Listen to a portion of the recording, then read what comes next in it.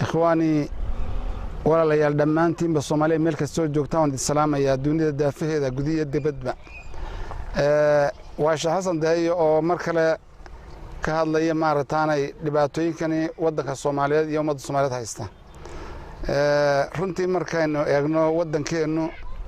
sida aan ismoodayno inaan dawladnahay iyo saan cadawgeenu badan yahay isma leh runtii waxaanad moodaa cadaawada inaga imanaysa ajaanibka inay ka fool xuntahay tad gudaheena inaga imanaysa dhexdeena aan isku hayno maxaa yeelay ummadani maanta waxay u baahan tahay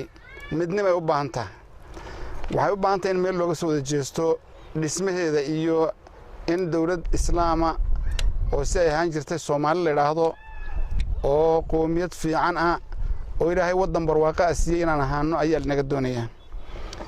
waxaad moodaa cadaawada dibadda inaga imanaysa iyadoo iska caddahay oo runtii hadday waxa aad ku tilmaantaan idinku maarataanay qoliyahan la yiraahdo beesha adduunyada anana beesha gumaysiga aan yiraahdo hadday tahay maarataanay kuwa jaararkeena ah oo damacyo badan naga leh hadday tahay kuwa carab ah aan bariyo carab baan ay oran jirnay oo imkadana magac inoogu yaalo hadday tahay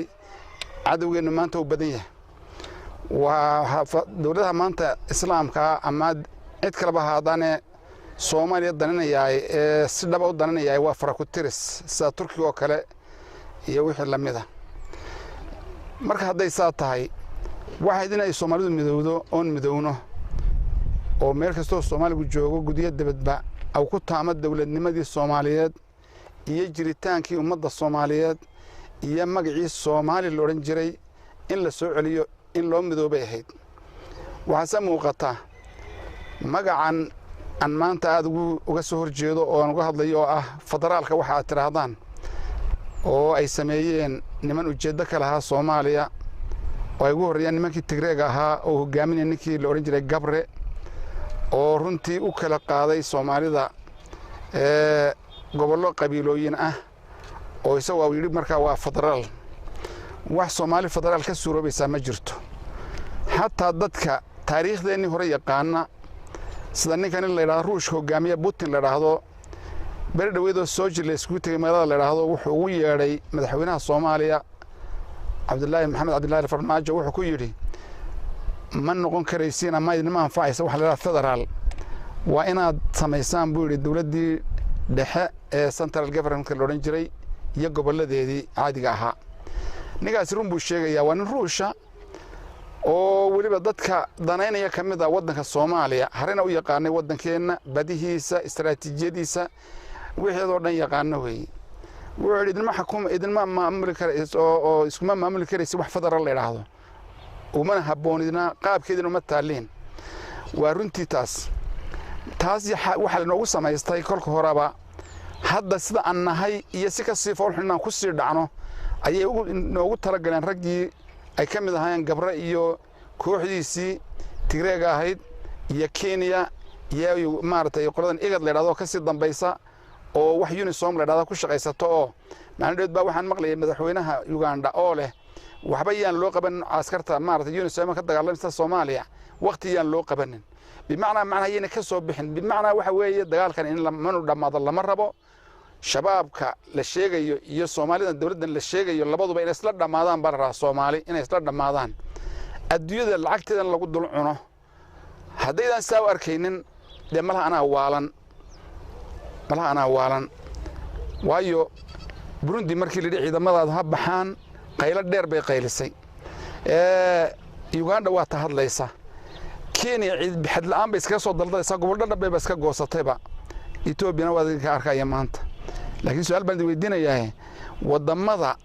muslimka ah xitaa igad baa ku jiraane Djibouti mooyaano jaarkeeno de Soomaalinimo u damqatay mooyaano waxooga askar keentay maxaa u diiday inay yimaadaan Soomaaliya Suudaan maxaa u diiday Masaarida maxaa u diiday maarta Algeria maxaa u diiday wadamada islaamka Nigeria maxaa u diiday wadamada islaamka inay yimaadaan Soomaaliya oo ka dagaalamaan waxa weeyaan meeshan waxay noqotay garoon gaaladu nooc kasta ba noqoto tumadow iyo tucadba garoon ay ku dagaalamaan kuwa islaynaya la daawanayaana ay noqdaan Soomaalida lafteeda xagan shabaab ka soo jeeda حاجنا الدولة بقى كسر جيدة حاجنا أهل السنة كسر جيدة حاجة واحد دولة لا كسر جيدة وحي رواد بنغطي مركب وحوي أنا وحنا لها واحد شرنا فدرال وأي كذا الشان دولة قبيلوين oo kuraas aad u raqiis oo madaxtinimo ana lagu helay kuraad aad u raqiisa waa reerkii baba ku goyn oo kale hebel iyo hebel kala doorta waa qabiilo marka waxaasi dawladda ma noqon karaan hadda wadarkaysiin Puntland halkay ka sii dhacayso iyagiiba hataa soo cunay Puntland baashi Jubbaland meel marti lama yaqaano kuwii kalena kuwa maanta la yiraahdo Bayland iyo meesha la yiraahdo Galmudug أما ماشي كلا لنعضو وحنو جيدا محاضانا هير شابيل oo dawladani xamar ku xiran oo dan mooday ayaa ugu roon Soomaaliya waxaan dad markaas soo jeedin anigu kelmadda federaal la iska daayo distornal yaan loo qorin distor federaal leedana ma soconayso haddii kale waa in la yiraahdaa distorka qabiilooyinka federaal ma jiro wax la yiraahdaa taasaan ku soo goynaya ta labaad aan ka digayaa waxa weeye dawladahani maartay in doonaya dawladda ummadda Soomaaliyeed inana marnaba soo kicin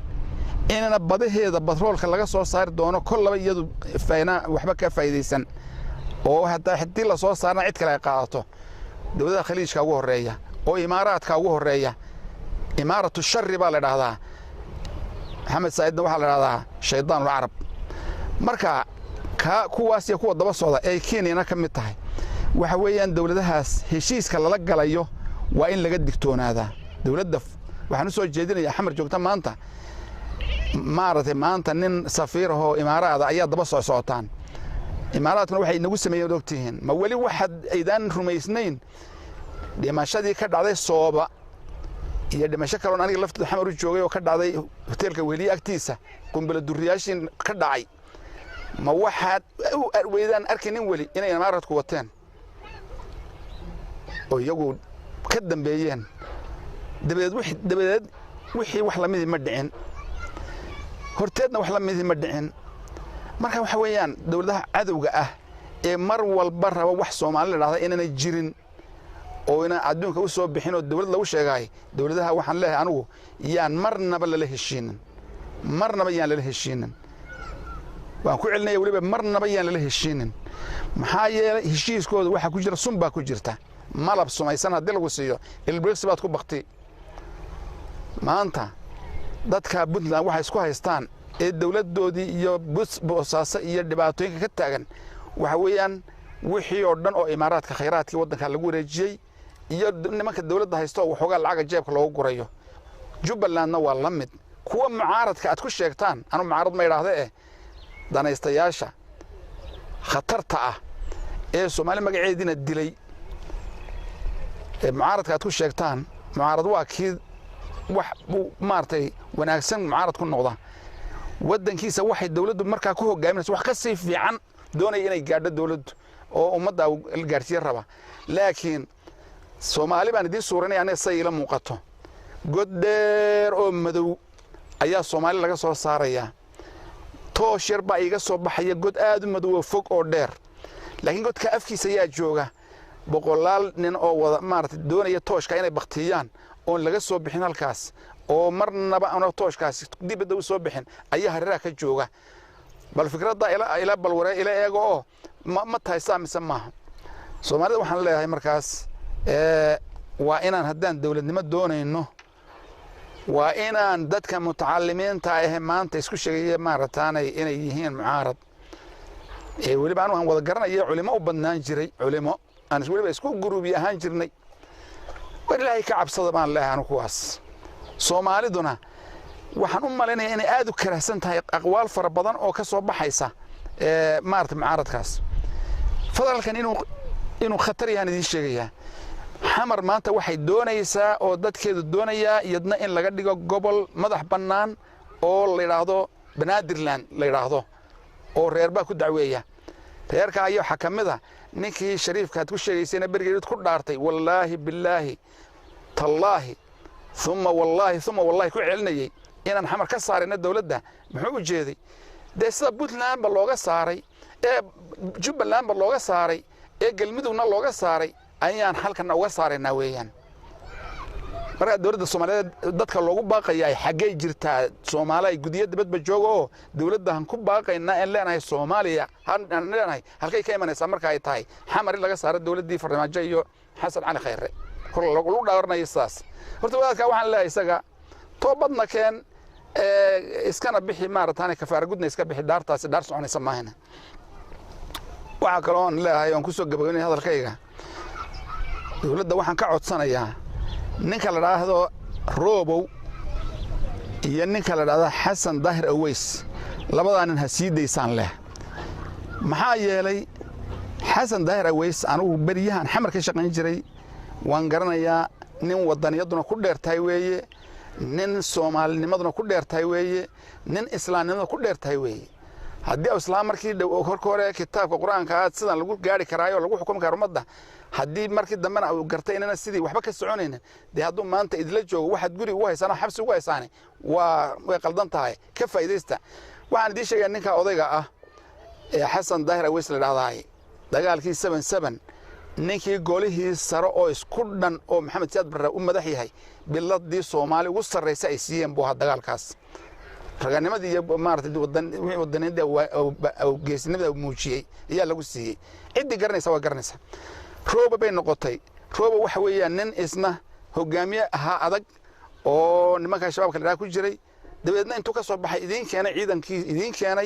ciidankii idin soo galay soo taajeel ugu haysaanay yadna si qaldan bay aniga la tahay labadaan waxa leeyahay hadaan uu Soomaali ahay nimankaasi waa Soomaali wanaagsan la iska sii daayaan leeyahay anigu gabagabadina waxa leeyahay qoliyaha dawlad goboleedyada sheeganayo dawlad goboleedyada kalena oo soo socdana waa la sheegayaa